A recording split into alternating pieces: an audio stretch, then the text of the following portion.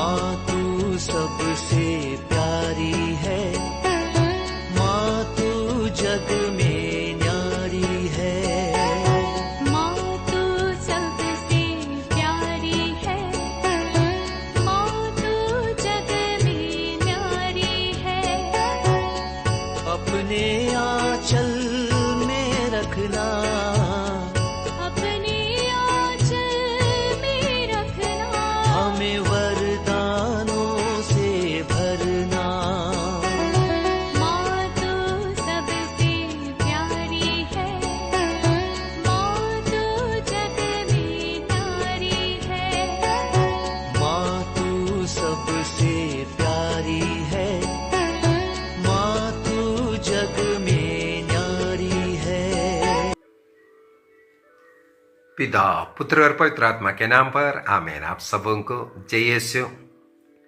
बीती क्लास में प्रकाशना ग्रंथ अध्याय 13 का वाक्य 1 से 10 तक के वचनों में हम लोगों ने समुद्र से ऊपर आने वाले एक पशु के विषय में और पंखदार सर्प के द्वारा उसका अधिकार, सामर्थ्य और सिंहासन सब पाने के विषय में, उसको डींग मारने का, ईश्वर निंदा करने का सब अधिकार और ईश्वर से कई 42 महीनों तक क्रिस्तु विश्वासियों को सताने का जो अनुमति, ये सब उनको मिला है। और जो लोग विश्वास में दृढ़ रहेगा और धैर्य के साथ प्रभु को अपना मुक्तिदाता के रूप में स्वीकार करते हुए रहेगा, उन्हें मुक्ति मिलने के विषय में। और आज हम लोग वाक्य 11 से लेकर के 15 तक के वचनों में एक दूसरा पशु जो पृथ्वी से ऊपर आता हुआ देखा करके, हमने पहले के क्लासों में मनन चिंतन कर चुका है। समुद्र पर और पृथ्वी पर अधिकार रखने वाला साम्राज्य था रोमन साम्राज्य। तो समुद्र से निकल के आने वाला पशु यदि रोमा साम्राज्य का एक प्रतीक था और उनके 7 सिर और 10 सींग और 10 सींग में पहना हुआ मुकुट, हम लोगों ने पिछले क्लास के अंदर मनन चिंतन किया। ईसा मसीह के मृत्यु के बाद ये प्रकाशना ग्रंथ लिखने तक का 7 सम्राटों के विषय में और 3 ऐसे 1 वर्ष के अंदर मारे जाने वाले जो आर्मी चीफ, जो सम्राट खुद को सम्राट बना करके कुर्सी में बैठा था कुछ समय के लिए, लेकिन गृह युद्ध के कारण, सिविल वार के कारण वो मारा गया। इसके बाद कैलिगुला के वेस्पियन के बाद वो सिविल वार खत्म होता हुआ सब हम लोगों ने पिछले क्लास के अंदर मनन चिंतन किया। तो ये 10 सींग या 7 सिर उन सम्राटों का चिन्ह है, ये हम लोगों ने मनन चिंतन किया। आज हम लोग देखते हैं कि दूसरा पशु पृथ्वी से आता हुआ, और वाक्य 11 के अंदर लिखा हुआ है, मैंने एक दूसरा पशु पृथ्वी में से ऊपर आते देखा। देखो ये भी ऊपर आ रहा है। हम लोगों ने पिछले क्लास में भी मनन चिंतन किया था। वो पशु जो समुद्र से, वो भी ऊपर आया, लेकिन ईसा मसीह के साथ ये बार बार अपने को तुलना करने के लिए ये सब कोशिश कर रहा है। लेकिन ईसा मसीह ऊपर से नीचे आया था और ईश्वर का सामर्थ्य शक्ति के साथ, अनुमति के साथ वो आया था। लेकिन यहां पर पंखदार सर्प अर्थात शैतान के शक्ति के साथ ये साम्राज्य टिक रहा है। और आगे लिखा है, मेमने के सींग जैसे उनके 2 सींग थे। देखो यहां पर ये जो पशु आ रहा है उसका मेमने के जैसे 2 सींग थे और वह पंखदार सर्प की तरह बोलता था। इसका मतलब ईसा मसीह के साथ तुलना करते हुए पंखदार सर्प का जैसे बातें करने वाला, इसका मतलब ये एंटी क्राइस्ट की ओर हमें अभी धीरे धीरे लेकर के जा रहा है। ईसा मसीह के समान है करके अपने को दिखाने वाला लेकिन वाणी उसका बोलचाल वो उसका पंखदार सर्प शैतान के साथ है। तो हम लोग देखते हैं यदि समुद्र से ऊपर आने वाला वो जो पशु है वो रोमा साम्राज्य का पॉलिटिकल पावर को दिखाता है, तो ये दूसरा जानवर उसके साथ धार्मिक पावर को भी दर्शाता है। कई जगहों पर हमें मालूम है धर्म के नाम पर अत्याचार चलता है, धर्म के नाम पर लोगों को मारता है, धर्म के नाम पर दूसरों को आगे बढ़ने नहीं देता है, धर्म के नाम पर किसी किसी को नौकरी नहीं मिला, ये भी मुझे सुनने के लिए मिला।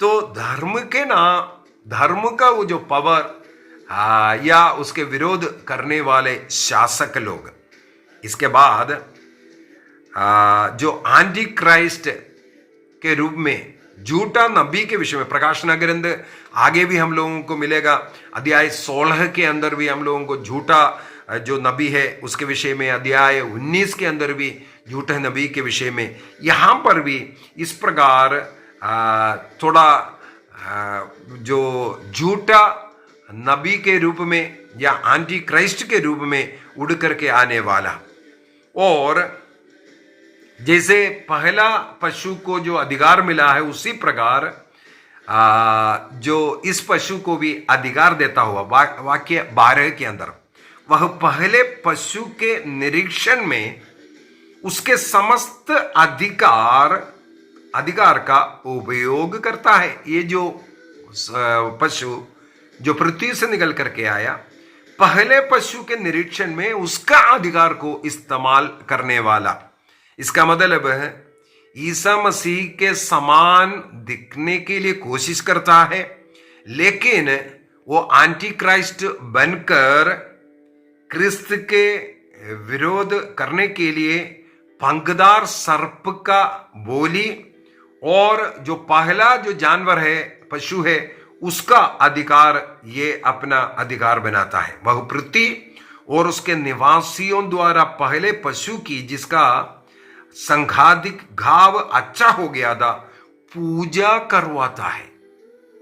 हमने पिछले क्लास के अंदर मनन चिंतन किया था, अनेकों लोग सांसारिक जीवन जीने वाले जो चंगाई चमत्कार को देख करके जो भागने वाले लोग इस प्रकार का चमत्कार के पीछे भागता है, और वे वहां पर पहुंच करके उनके जो नेता है, चाहे कोई भी हो, ईसा मसीह के नाम पर वचन सुनाने वाला भी है, तो आपको कई चीजें ऐसा सिखाना शुरू कर देता है। अरे कैथोलिक कलीसिया में ये है, कैथोलिक कलीसिया में वो है, ऐसा ऐसा बोल करके मूर्ति को निकालो, मूर्ति पूजक है, संतों से प्रार्थना करता है। आपके मन में, क्योंकि आपके वचन का ज्ञान कमी के कारण, आपके कमजोरी के कारण आप उसको विश्वास करते हैं। यहां पर भी हम लोग देखते हैं ये जो पशु पृथ्वी से आया, वो जो पशु समुद्र से निकल करके आया उसका पूजा करवाता है। धीरे धीरे होता है, एकदम नहीं होता है, क्योंकि उससे अधिकार मिला और पंखदार सर्प का बोली उसको मिला है, उसका वाणी शैतान का है। हमें लगेगा अरे ये तो सही बोल रहा है, ये अच्छा बोल रहा है। और वाक्य 13 के अंदर वह महान चमत्कार दिखाता है, यहां तक कि वह लोगों के देखते देखते आकाश में से पृथ्वी पर आग बरसाता है। हम लोगों को राजाओं का पहला ग्रंथ उसके अध्याय 18 के अंदर नबी एलिया के विषय में स्वर्ग से आग बरसाने वाला व्यक्ति नबी एलिया है। उस नबी एलिया के समान हमें मालूम है ईसा मसीह के आगमन के पहले दोबारा नबी एलिया का आगमन के विषय में बाइबल में लिखा हुआ, वो संत योहन बपतिस्ता है करके ईसा मसीह ने स्वयं कहा, वो एलिया आ चुका है ये बोल करके, संत योहन बपतिस्ता। तो एलिया के आगमन के विषय में मलाकी के ग्रंथ में भी हम लोग पढ़ते हैं ईसा मसीह के आगमन के पूर्व उस एलिया के आगमन होगा। तो इसी प्रकार यहां पर इनको ये सामर्थ्य शक्ति मिला आकाश से आग बरसाने का, इसका मतलब है ईसा मसीह के आगमन के पहले जैसे एलिया आग बरसाया था वो नबी के रूप में, यहां पर उस एलिया नबी ने जो कार्य किया उसके अनुसार ये झूठा नबी बन करके आकाश से वो आग बरसाते हैं, वह महान चमत्कार दिखाते हैं, यहां तक कि लोगों को देखते देखते आकाश से पृथ्वी पर आग बरसाता है। झूठा नबी भी ये कर सकता है। इसके बाद आगे, क्योंकि ईश्वर ने 42 महीनों तक का वो जो थोड़ा सा समय उनको अधिकार दिया है, ये सब करने का अनुमति दिया है।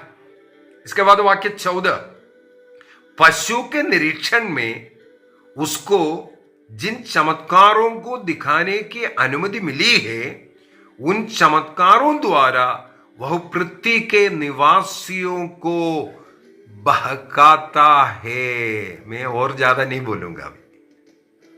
अनेकों लोग कलीसिया छोड़कर जा रहा है, चमत्कार के पीछे, चंगाई के पीछे। ये अनुमति चमत्कार दिखाने का, चंगाई करने का अनुमति पशु को मिला है, और वह पृथ्वी के निवासियों द्वारा उस पशु के आदर में एक प्रतिमा बनवाता है जो तलवार का प्रहार सहने पर भी जीवित है। यहां पर भी ईसा मसीह के स्थान पर सम्राटों ने अपना नाम लिखवाया। मैं एक क्लास ले लिया था, 666 कौन है, 666 उसके अंदर हमने मनन चिंतन किया था। उस क्लास के अंदर अभी एक और क्लास, अगला क्लास उसी के ऊपर लेने वाला है। वहां पर हम लोगों ने मनन चिंतन किया था, संसार का मुक्तिदाता Isa Masih, saviour of the world. लेकिन यहां रोमन सम्राट ने अपना नाम लिखवाया। रोमन सम्राट ईश्वर है, मुक्तिदाता है, सेवियर है।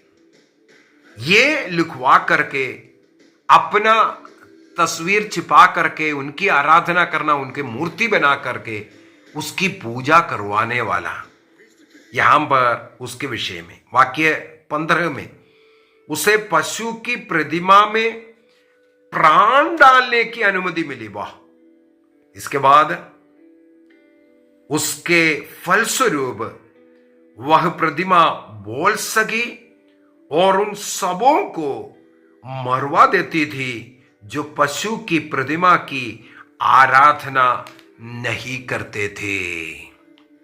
पशु की प्रतिमा की अर्थात सम्राट, रोमन सम्राट की पूजा ना करने वाले, उस सम्राट के मूर्ति के सामने दंडवत ना करने वाले ईसाइयों को पकड़ पकड़ करके हत्या करता था करके हम लोगों ने प्रकाशना ग्रंथ का जो इंट्रोडक्शन क्लास के अंदर मनन चिंतन कर चुका है।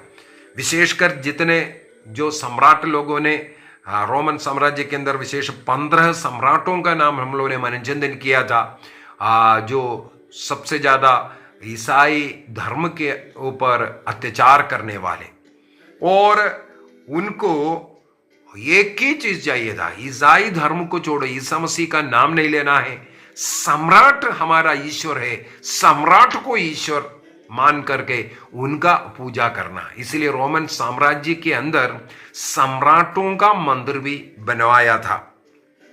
और जो एलिया नबी ने जो कार्य दिखाया उसी प्रकार का चमत्कार करते हुए, कई चमत्कार लोगों के बीच में करते हुए उनकी ओर आकर्षित करवाना। हाँ, इनमें बहुत शक्ति है, इनमें बहुत सामर्थ्य है, अरे उधर कहां शक्ति है, वहां कहां है सामर्थ्य। इस प्रकार शक्ति सामर्थ्य दिखाते हुए प्रभु से लोगों को अलग करना, परम प्रसाद से अलग करना। ये रोटी और दाकरस खाने पीने से कुछ नहीं मिलने वाला है। यहां आकर के वचन सुन लो, वचन तुम्हें सब कुछ देगा, सुनने से सब कुछ स्वर्ग मिलेगा, ये सब बोलने वाले। ईसा मसीह ने बोला मेरा शरीर को खाना, मेरे रक्त को पीना, उसको जरूरत नहीं है। माता पिता का आदर करो। ईसा मसीह के माँ का भी आदर करने की जरूरत नहीं, उनके खिलाफ बोलने वाले। इस प्रकार जो बातें सिखाने वाले लोग, ये इस प्रकार के झूठे प्रचारक लोग, जो करने वाला कार्रवाइयां, आजकल जो लोगों को गिराने वाला एक हो गया है, उसको देख करके कई लोग गिराना शुरू किया। मैंने उसका भी एक वीडियो डाला है।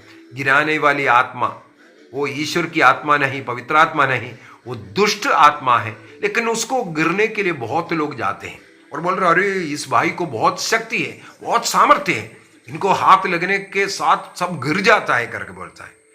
वो पवित्र आत्मा नहीं है।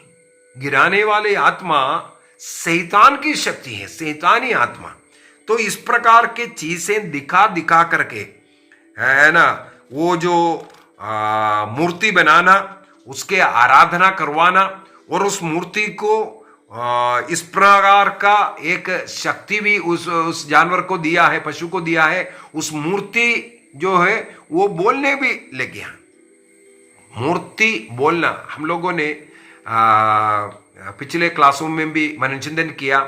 एक तो बिलियाम के समय पर बिलियाम की गधा बात करता हुआ, इसके बाद ये प्रकाशना ग्रंथ के अंदर भी हम लोगों ने पक्षी बात करता हुआ, इस प्रकार कई चीजें हम लोगों ने मन चिंतन कर चुका है। यहां पर जो जीवन नहीं है, मूर्ति है, उसमें जीवन आता हुआ और वो बातें करता हुआ, इस प्रकार का चमत्कार के द्वारा लोगों को उनकी ओर आकर्षित करवाना, एक ही लक्ष्य है।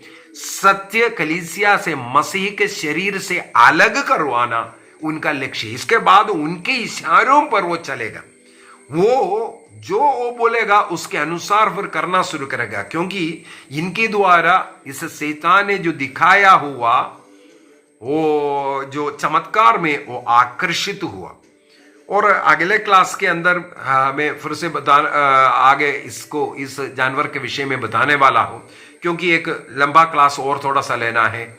666 उसके अंदर आ रहा है।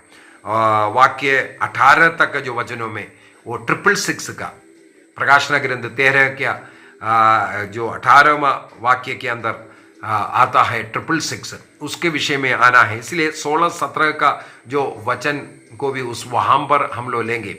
यहाँ 16-17 में यही लिखा हुआ है, जिनका पास उस मुहर नहीं लगा उसको मारता है करके। शैतान का मुहर नहीं, बल्कि प्रभु का, जीवंत ईश्वर का मुहर बपतिस्मा के द्वारा हमारे शरीर पर अंकित है। इसलिए मसीह के कलीसिया से जुड़े जो रहता है वह इस प्रकार का कष्ट, पीड़ा, अपमान से गुजरना पड़ता है। आइए हम अपने आंखों को बंद करेंगे। अगले क्लास में बहुत ही सुंदर एक और वचन पर हम लोग मनन चिंतन करने जा रहे हैं। ये 666 यहां आ रहा है, ये पशु को मिला हुआ अधिकार। ये पशु कौन है, किसका नाम है, यह सब हम लोग मनन चिंतन करेंगे। प्रभु से जुड़े रहने का, सत्य कलीसिया से जुड़े रहने का, जो कलीसिया आधिकारिक रूप से जो सिखाते हैं उसमें विश्वास करने का, अपनी बुद्धि, अपने ज्ञान पर नहीं बल्कि मसीह पर अपने को पूर्ण रूप से समर्पित करने की कृपा प्रभु हमें दे। आप अपने को समर्पित कीजिए, अपने हृदय को, मन को समर्पित कीजिए, अपने परिवार को समर्पित कीजिए, परिवार की जरूरतों को समर्पित कीजिए। आपके माता पिता, जीवन साथी, बच्चे, सबों को समर्पित करें। सबों पर प्रभु के अनुग्रह आशीष बरसे, सबों को ईश्वरीय कृपा अनुग्रह मिले। इन वचनों को सुनने के द्वारा अनेकों लोगों के जीवन में जो भारीपन है वो दूर हो रहा है। उनका हृदय, मन खुल रहा है। वचन सुनते वक्त पवित्र आत्मा आपको स्पर्श कर रहा है। इसके द्वारा कई प्रकार के कष्ट पीड़ाएं दूर हो रहा है। विश्वास कीजिए, स्वीकार कीजिए। पिता, पुत्र और पवित्र आत्मा के नाम पर आमीन। आप सबों को जय यीशु।